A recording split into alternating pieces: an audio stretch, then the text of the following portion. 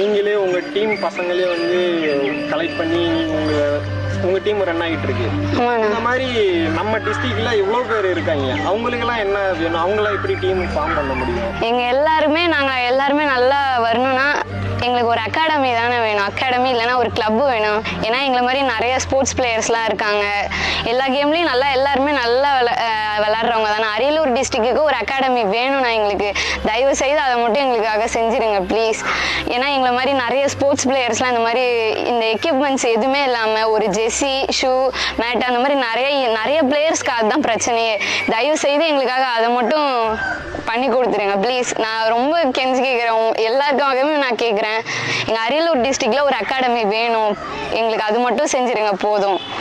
நல்லா நிறைய பிளேயர்ஸ் எங்களை மாதிரியே நிறைய பேர் வருவாங்க. எங்களுக்கு அப்புறமும் இன்னும் நிறைய பேர் வரணும், அதுதான் என்னோட ஆசை. அது தயவு செய்து எங்களுக்கு அகாடமி மட்டும் வேணும்.